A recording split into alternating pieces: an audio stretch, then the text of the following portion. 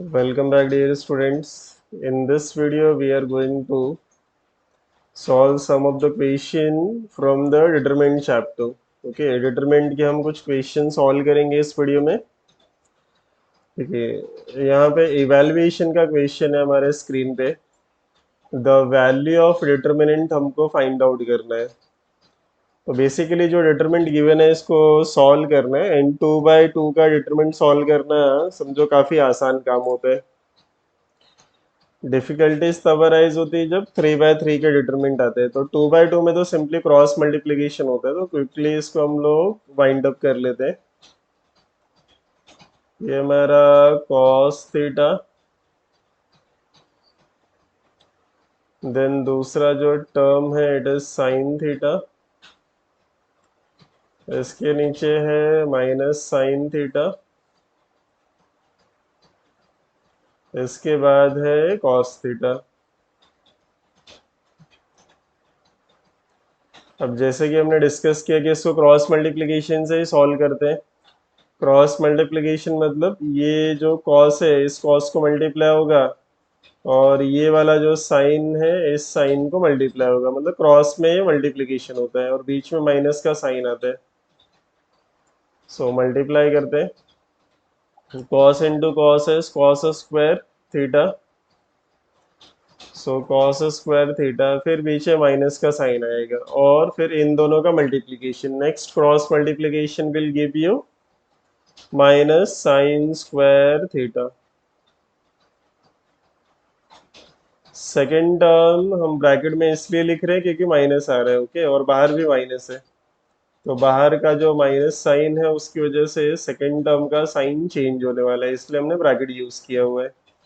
अब हम bracket open कर देंगे तो ये हो जाएगा माइनस माइनस प्लस.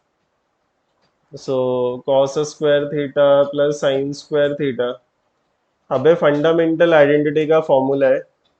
ये sine square theta plus cos square theta क्या होता है 1. तो आप साइन स्क्वायर थीटा अपन प्लस कॉस स्क्वायर थीटा लिखो या फिर cos square theta plus sine square theta, दोनों ही सेम चीज़ है. ओके, सो इसका रिजल्ट क्या आएगा 1. दैट मीन्स ये जो डिटरमिनेंट गिवन है इसका वैल्यू क्या मिलेगा हमको 1. नेक्स्ट क्वेश्चन की तरफ बढ़ते हैं. Moving to the next question जिसमें विद द हेल्प, ये एप्लीकेशन बेस्ड क्वेश्चन है. डिटरमिनेंट का एप्लीकेशन है. समझो कि अगर आपको ट्राइंगल के वर्टाइसेस का वैल्यूज आपको मालूम है, ट्राइंगल के वर्टाइसेस का वैल्यूज अगर आपको पता है, so you can find out. हम क्या फाइंड आउट कर सकते हैं? Area of that triangle. उस ट्राइंगल का एरिया हम फाइंड आउट कर सकते हैं. सो एक छोटा सा ट्राइंगल हम लोग ड्रॉ कर लेते हैं इसको समझने के लिए. तो यहाँ पे ड्रॉ कर लेता हूँ मैं इस तरफ.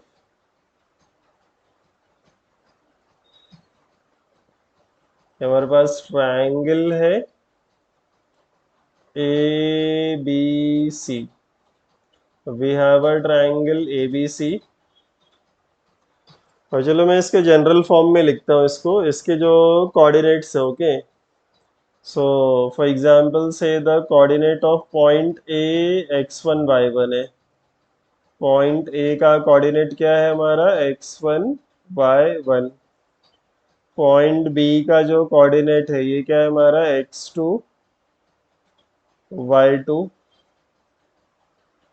एंड पॉइंट सी का जो कोऑर्डिनेट है ये हमारा x3 y3. Okay,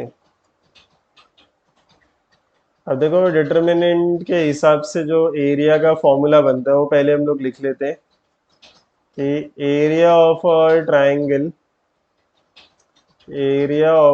triangle A B C triangle का एरिया एज पर डिटरमिनेंट ये होता है 1/2. फिलहाल मैं फॉर्मूला लिख रहा हूँ यहाँ पर अभी फिलहाल. सो फर्स्ट वाला जो कॉलम है यहाँ पे एक्स के कोऑर्डिनेट पूरे के पूरे लिख लिए जाएंगे. फर्स्ट वाले कॉलम में हम क्या करेंगे, एक्स के कोऑर्डिनेट लिख लेंगे. सेकंड वाला जो कॉलम है उसमें हम क्या करेंगे, y के कोऑर्डिनेट लिख लेंगे, और तीसरा वाला जो कॉलम है इसमें आएगा 1 1 1, और इस 3/3 के डिटर्मिनेंट को हम सॉल्व करेंगे तो हमको हमारा एरिया ऑफ ट्राइंगल एबीसी मिल जाएगा। सो ये भी नेक्स्ट लाइन में हम क्या करेंगे, जो वैल्यूज गिवन है x1 y1 x2 y2 x3 y3, ये सारी वैल्यूज हम यहाँ पे सब्स्टिट्यूट कर लेते हैं, ठीक है। सो मैं यहाँ पे x कोऑर्डिनेट जो है उसको हाईलाइट कर लेता हूँ। देखो a का x कोऑर्डिनेट है -2, b का x कोऑर्डिनेट है 1, c का x कोऑर्डिनेट है 4। सो ये जो हमने हाईलाइट किया है -2 देन +1 एंड +4, ये हमारे x के कोऑर्डिनेट। फिर y कोऑर्डिनेट की बात करें तो -1 0 एंड 3 है, एंड लास्ट वाला जो कॉलम है उसमें हमको लिखना है 1 1 1। ओके, बेसिकली इस 3/3 के डिटर्मिनेंट को सॉल्व करने के लिए हम क्या करेंगे, इसको 2/2 में कन्वर्ट करेंगे। सो ये 1/2 एज इट इज आउटसाइड है तो मैं इसको बाहर लिख रहा हूँ, और डिटर्मिनेंट वैल्यू इस कर्ली ब्रैकेट के अंदर सॉल्व होने वाला है। सो इस 3/3 के डिटर्मिनेंट को मैं क्या कर रहा हूँ, 2/2 में कन्वर्ट कर रहा हूँ। देखो ये -2 लिया मैंने, और उसके बाद मैं यहाँ पे देखो ये -2 मैंने ये वाला टर्म लिया है, कौन सा वाला, ये first row first column element. तो अब हम क्या करेंगे, first row first column element लिया मैंने, ठीक है। तो first row first column element, तो मैं क्या करूंगा, इस फर्स्ट रो को हटा दूंगा, इस फर्स्ट कॉलम को हटा दूंगा, first row and first column इन दोनों को हटा देंगे। तो हमारे पास टोटल में कितने एलिमेंट बचेंगे, 4 एलिमेंट। ये 4 एलिमेंट कौन से हैं, 0 1 3 1। कौन से हैं, 0 1 3 1, ये हमारे 4 एलिमेंट है। ओके, सो इन एलिमेंट्स को हम लिखेंगे और इसके 4 2/2 का डिटरमिनेंट बन जाएगा। तो आइए लिख लेते हैं, यहाँ पे ये हो जाएगा 0 3 1 1। नेक्स्ट, फिर माइनस का साइन आता है और सेकंड वाला एलिमेंट लिखा जाता है। सेकंड वाला एलिमेंट ये है हमारा, second element is -1। Second element क्या है हमारा, -1 है, और सेकंड एलिमेंट इज -1।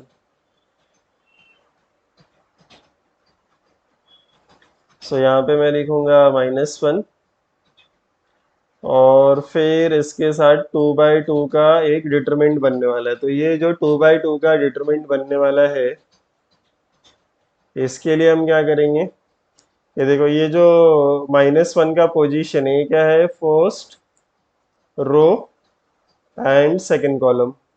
तो ये जो मैंने अभी लाइन ड्रॉ की है, ये जो लाइंस एलिमेंट को कवर कर रहा है, इसको छोड़ के बाकी जो बचे उनको लिखेंगे। मतलब ये 1 4 है, 1 1 है, 1 4 एंड 1 1 है। So it is 1 4 and 1 1। सो यहाँ पे आ जाएगा 1 4, यहाँ पे 1 1। Then next plus and third element, third element है हमारा ये 1। अब क्या करेंगे, जो हमारा थर्ड एलिमेंट हमको मिला है, so third row and third column को हम लोग इग्नोर करेंगे, थर्ड रो थर्ड कॉलम को इग्नोर करेंगे। सो जब आप थर्ड रो थर्ड कॉलम को इग्नोर करोगे तो ये लेफ्ट विद दिस 4 एलिमेंट 1 4 0 3, ये 4 एलिमेंट आपके पास बच जाएंगे।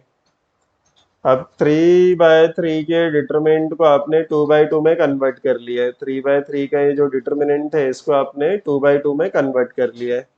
तब इसको सिंप्लीफाई करेंगे,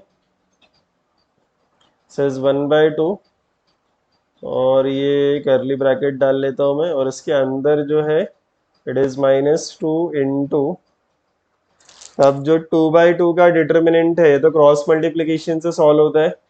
सो 0 into 1 is 0, 0 into 1 0, minus 1 into 3 3 आ जाएगा, माइनस माइनस प्लस 1, और इसका क्रॉस मल्टीप्लिकेशन करेंगे तो 1 इंटू 1 1, माइनस 1 इंटू 4 हो गया 4, देन प्लस 1, इसका क्रॉस मल्टीप्लाई करेंगे 1 into 3 3, and 0 into 4 0।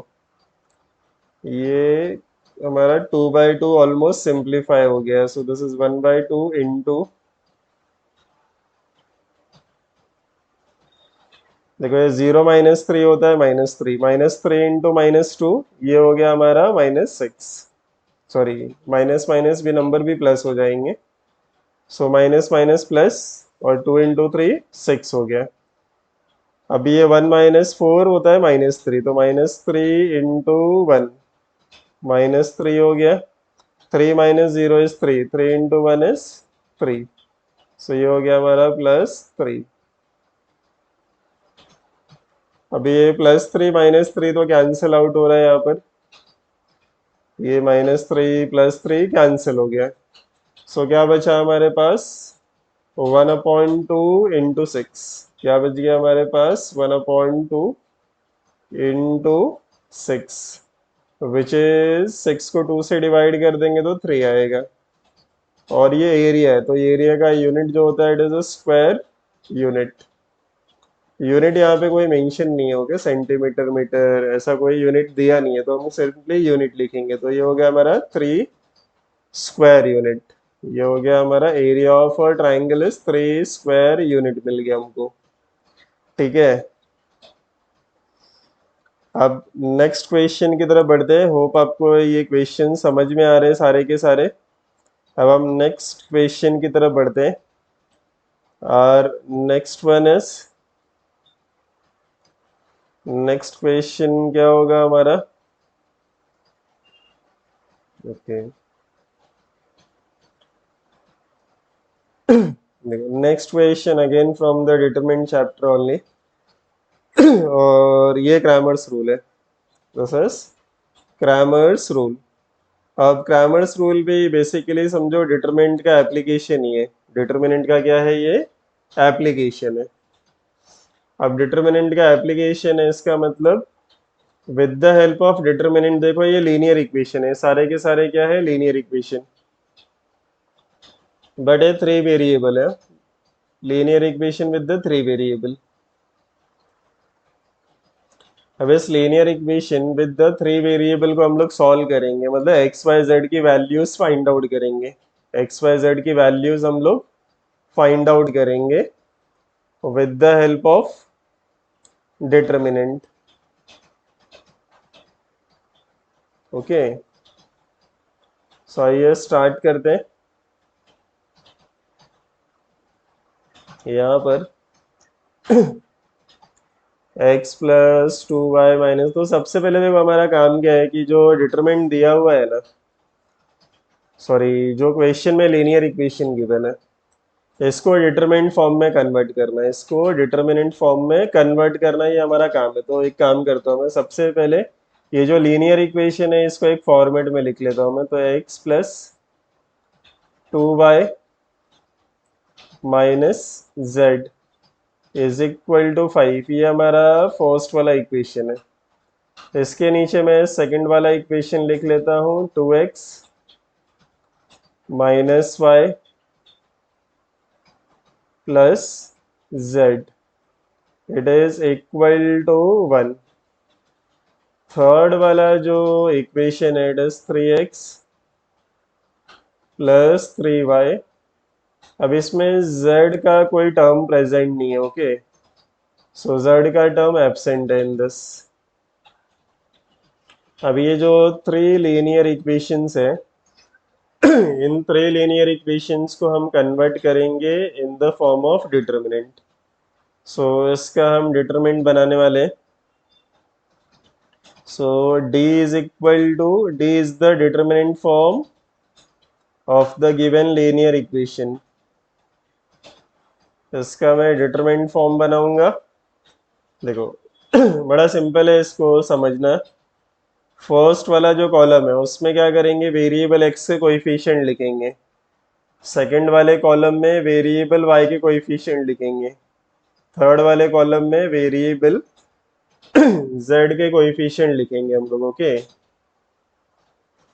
So first वाले कॉलम में कोएफिशिएंट एक्स जो कि है 1, 2 एंड 3। सेकेंड वाले कॉलम में वेरिएबल y का कोएफिशिएंट जो कि है 2, -1, 3। एंड थर्ड वाला जो कॉलम है उसमें आएगा z का कोएफिशिएंट। सो z का कोएफिशिएंट इज -1, +1। एंड लास्ट वाले टर्म में, लास्ट वाला जो लीनियर इक्वेशन है इसमें z का टर्म, इसमें z का टर्म प्रेजेंट ही नहीं है, ठीक है। दैट मीन्स उसको जीरो कंसिडर करेंगे हम लोग। अब इस डिटर्मिनेंट को हमको क्विकली सॉल्व करना है। तो प्रीवियस क्वेश्चन में हमने देखा कि 3/3 का डिटर्मिनेंट किस तरीके से हम सॉल्व कर सकते हैं। तो क्विकली हम लोग इसको सॉल्व कर लेंगे अभी। सो 1 इंटू -1 इंटू 0। देखिए, अगर आपको ये डायरेक्टली नहीं समझ में आ रहा है तो जो प्रीवियस क्वेश्चन हमने सॉल्व किया 3/3 का जिसमें डिटरमिनेंट था, वो लाइन बाय लाइन आप लोग सॉल्व करोगे। ओके, और अगर ये जो मैं अभी यहाँ पे डायरेक्टली सॉल्व कर रहा हूँ ये समझ में आ रहा है तो it is well and good. तो ये मैं हाईलाइट कर लेता हूँ। चलो, ये फर्स्ट वाला टर्म, दिस इज सेकंड वाला, और ये थर्ड वाला। तो जब भी हमें टर्म्स कंसिडर करते तो उसकी प्लेस का रो और कॉलम डिलीट करते थे। सो 1 लिया मैंने, तो बाकी ये फर्स्ट वाला रो एंड कॉलम हटा दूंगा तो 4 एलिमेंट जो बचेंगे उन 4 एलिमेंट का cross multiplication. 0 -1 into 3 is 3। Then next, minus का साइन सेकेंड एलिमेंट, ये 2 का पोजीशन क्या है, फर्स्ट रो सेकेंड कॉलम। तो फर्स्ट रो सेकेंड कॉलम को हटाएंगे। 2 इंटू 0 इज 0। माइनस का sign 1 into 3 is 3। Then last में ये थर्ड वाला नंबर -1 एंड इंटू 2 3 6, और ये माइनस माइनस हो जाएगा +3। सो 1 इंटू, जो डायरेक्टली मल्टीप्लाई करके लिख देते हैं इसको, ठीक है। सो -0 -3 -3 -3 इंटू 1 -3। 0 -3 -3 -3 इंटू -2 +6 हो जाएगा ये। Then 6 + 3 is 9, 9 into -1 is -9। अब नेगेटिव वाले नंबर को एक साथ कर लेते हैं हम लोग। तो -3 -9 ये हो जाएगा -12 एंड +6। -12 +6 इज -6। मतलब जो d का वैल्यू मिला है ये है -6। d का वैल्यू क्या है, -6। d का वैल्यू क्या मिला हमको, -6 मिल गया है। ओके, अब इसी तरीके से हमको dx फाइंड आउट करना है, dy फाइंड आउट करना है, ठीक है। सो dx के लिए क्या करते हैं हम लोग, dx के लिए तो dx में क्या होगा, x का जो प्लेस है वहां पे कांस्टेंट वाले टर्म्स को है ना सब्स्टिट्यूट कर देंगे। क्या करेंगे हम लोग, कांस्टेंट वाले टर्म को सब्स्टिट्यूट कर देंगे, ठीक है। सो ये हम लाइन ड्रॉ कर लेते हैं डिटर्मिनेंट के लिए पहले। ओके, अब इसमें डिटर्मिनेंट के वैल्यूज, तो जैसे कि हमने डिस्कस किया कि x वाला जो प्लेस है वहां पे कांस्टेंट आएगा। कांस्टेंट से मतलब है, देखो लीनियर इक्वेशन में जो दिख रहा है ना 5 2 5 1 8, ये लास्ट में जो 5 1 8 ये हमारा कांस्टेंट है। कांस्टेंट यहाँ पे हम सब्स्टिट्यूट करेंगे, ठीक है। सो यहाँ पे आ जाएगा जैसे 5 1 8, यहाँ पे आएगा 5 518, एक्स वाले प्लेस पे आ जाएगा 518, वाई वाला और जेड वाला प्लेस अनचेंज्ड, वाई वाला और जेड वाला प्लेस अनचेंज। तो वाई दिख रहा है आपको, डी वाला जो डिटर्मिनेंट है उसके अंदर जो है वही लिख रहा हूँ मैं, 2 - 1 3 एंड -1 1 0। अब इस डिटरमिनेंट को क्विकली सॉल्व कर लेंगे। dx के लिए क्या किया हमने, सिंपली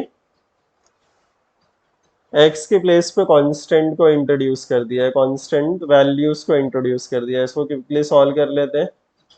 चलो मैं हाईलाइट कर देता हूँ। ये मेरा फर्स्ट टर्म है 5, सेकेंड टर्म है 2 और थर्ड टर्म है -1।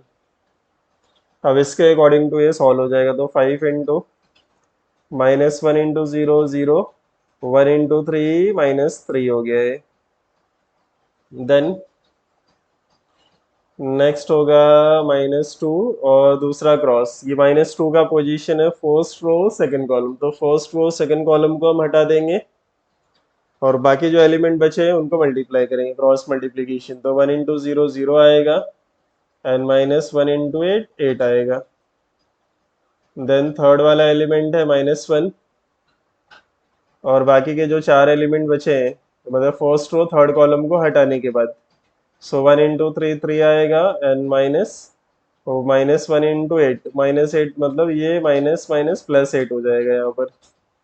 चलो इसको सिंप्लीफाई कर लेते हैं हम लोग। तो -3 0 -3 -3 -3 × 5 -15, 0 -8 -8 -8 × -2 माइनस माइनस प्लस, तो ये हो गया 16। 3 + 8 हो गया 11, 11 -1 मल्टीप्लाई करेंगे तो -11। देखो -15 + 16 ये हो जाएगा 1 + 1 + 1 और ये 11 ये हो जाएगा -10। क्या हो गया है, -10 आ गया। This is -10। ये हमारा dx का वैल्यू है। This is our dx। हमको dx भी मिल गया। अब हम बढ़ेंगे dy की तरफ, इसकी तरफ dy की तरफ। अब dy कैलकुलेट करेंगे। सो dy के लिए क्या करना है हमको, y वाले के प्लेस पे, मतलब सेकंड कॉलम, y का प्लेस क्या है हमारा, सेकंड कॉलम का प्लेस, उस प्लेस पे कांस्टेंट आएगा, उस प्लेस पे कांस्टेंट आएगा, बाकी तो सेम ही रहने वाला है। तो चलो देख लेते हैं x का वैल्यू क्या था। x का है 1 2 3, कोएफिशिएंट ऑफ x है हमारे पास 1 2 3 इज 1 2 3। y के प्लेस पे कांस्टेंट लिखना है, कांस्टेंट टर्म है हमारे 5 1 8 और z के कोएफिशिएंट है -1 1 0। अब इस 3/3 के डिटर्मिनेंट को हम क्विकली सॉल्व करेंगे।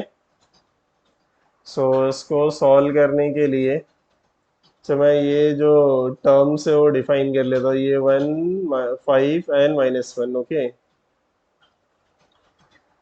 सो 1 इंटू बाकी जो 4 एलिमेंट है उनका क्रॉस करेंगे, सो 0 -8 देन -5। ये हमारा -5 क्या है, first row second column element. So first column second column को हटाएंगे तो 4 एलिमेंट जो बचेंगे उनका क्रॉस है 0 -3, next is -1 and 2 8 16 -3। Quickly simplify करेंगे इसको हम लोग, तो -8 इंटू 1 -8 0 -3 -3 -3 इंटू -5 ये हो जाएगा +15। 16 -3, 16 -3 होगा 13। सो 13 इंटू -1 -13 इट इज। अब -8 -13, -8 और -13 ये होता है -21 -21 एंड +15 ये हो जाएगा -6। मतलब y का वैल्यू क्या मिला हमको, -6 मिल गया। y का वैल्यू इज -6, ओके। अब एक आखिरी और चीज है इसके अंदर है, नेक्स्ट इज dz। नेक्स्ट हम क्या करेंगे, इसके बाद हमको डी जेड भी फाइंड आउट करना है। एरिया हो गया, दिस इज, इस क्वेश्चन पे तो हम लोग, 1 सेकेंड,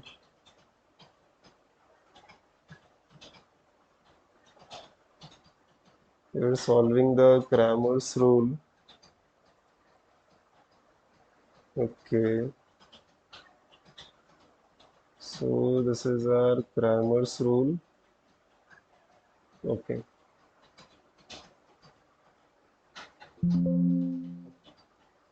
नहीं भाई, ये क्रैमर्स रूल नहीं है। वेट अ सेक,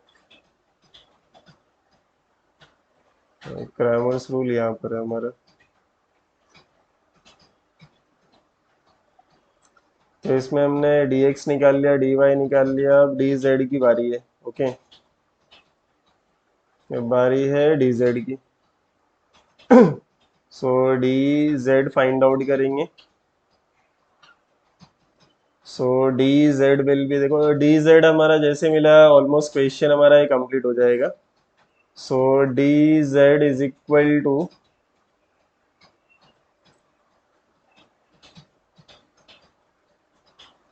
इसके एलिमेंट हम लोग यहाँ पे लिखेंगे और सॉल्व कर लेते हैं। सो dz, x वाले के प्लेस पे x का कोएफिशिएंट है 1 2 3।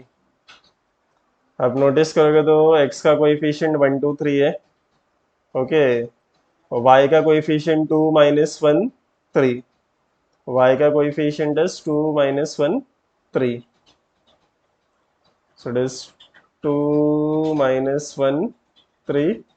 एंड जो z है, z की जगह पे तो हमको कांस्टेंट लिखना है, तो ये 518, कांस्टेंट क्या है हमारा 518। इट इज इक्वल टू,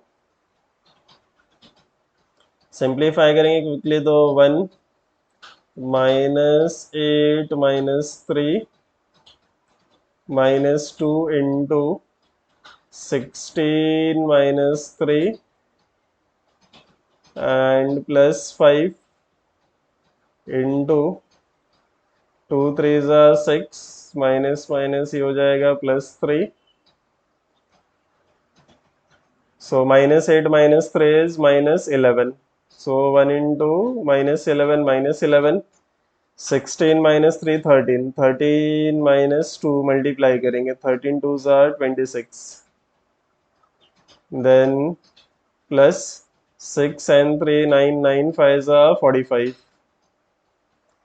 चलो, माइनस वाले नंबर हम लोग प्लस कर लेते हैं, माइनस माइनस नंबर प्लस हो जाएंगे। ठीक है, नंबर प्लस हो जाएंगे मतलब क्या मिलेगा हमको, -7 and 3 37 प्लस 48। इट इज +48, +48 और 37, ये कितना हो जाएगा करीब, ये हो जाएगा आपका 3 and 8 हो गया, इट इज 8। ओके, अब हमने देखो dx निकाल लिया, dy निकाल लिया, dz निकाल लिया। ठीक है, अब क्रैमर्स रूल का फॉर्मूला यूज करेंगे हम लोग इसके अंदर। क्रैमर्स रूल का जो फॉर्मूला है,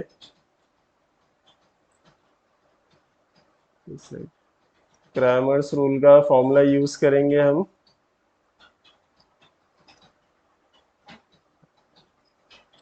तो अब क्रैमर्स रूल का इसमें हम लोग फॉर्मूला यूज करेंगे, तो एक बार मैं क्या करता हूँ, dx dy dz यहाँ पे लिख लेता हूँ। पहले हम क्या करेंगे, dx dy dz का वैल्यू जो हमने ऑब्टेन किया है वो लिख लेंगे यहाँ पर। तो let me write, dx is equal to dy is equal to and dz is equal to, इन तीनों के वैल्यूज हमने फाइंड आउट किए, और इसके साथ में सबसे पहले हमने d फाइंड आउट किया था।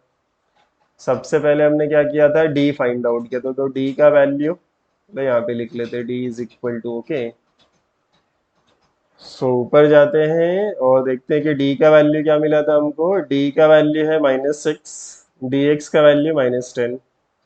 सो आते हैं यहाँ पे और लिख लेते हैं इसका वैल्यू -6, dx का वैल्यू -10। डी वाई का वैल्यू है हमारे पास, अगेन डी वाई का -6 है और डी जेड का 8, सो -6 और यहाँ पर 8। अब देखो भाई, क्रैमर्स रूल एक्स का फॉर्मूला होता है D X upon D. Cramer's rule के अकॉर्डिंग टू इसका फॉर्मूला है D X upon D, Y का फॉर्मूला है D Y upon D, and z का जो फॉर्मूला है it is D Z upon D. ये क्रैमर्स रूल के according to variable find out करने के फॉर्मूलेज है। सो डी एक्स का वैल्यू है -10 divide by D which is -6। Same way यहाँ पे y is equal to D Y का वैल्यू -6 अपॉन डी का वैल्यू -6, एंड z का वैल्यू डी जेड क्या है हमारा 8, सो 8 अपॉन -6। अब कैंसिलेशन करेंगे तो देखो ये माइनस माइनस तो प्लस हो जाएगा, this also minus minus got cancelled. अब नंबर के हिसाब से कैंसिलेशन करेंगे तो 2 से डिवाइड हो सकता है, 2 5 जा एंड 2 3 जा। सो x का वैल्यू क्या मिल गया हमको, 5 अपॉन 3। y का वैल्यू 6 अपॉन 6 1 होता है, कैंसिल हो गया। z का वैल्यू यहाँ पे भी कैंसिलेशन कर सकते हैं हम लोग बाय 2, 2 4 जा एंड 2 3 जा। सो z का वैल्यू मिलेगा हमको -4 अपॉन 3। z का वैल्यू क्या है हमारा, -4 upon 3। I hope it is clear to everyone. अब देखो ये जो लास्ट वाला हमने क्रैमर्स रूल का जो क्वेश्चन सॉल्व किया है, इसमें थोड़ा हम लोग फास्ट गए, बट 3/3 का डिटर्मिनेंट किस तरीके से प्रॉपरली सॉल्व करना है स्टेप बाय स्टेप, हमने प्रीवियस वाला जो क्वेश्चन है, कौन सा वाला क्वेश्चन, प्रीवियस वाला ये जो इसमें हमने area of triangle find out किया, ओके, इसको प्रॉपरली गो थ्रू करो तो आपको 3/3 का डिटरमिनेंट प्रॉपरली सॉल्व करने आ जाएगा और वो क्रैमर्स रूल में अप्लाई कर सकते हो, ठीक है। सो वीडियो काफ़ी लेंदी हो गया तो हम लोग यहाँ पे स्टॉप करेंगे और मिलेंगे नेक्स्ट वीडियो में। टिल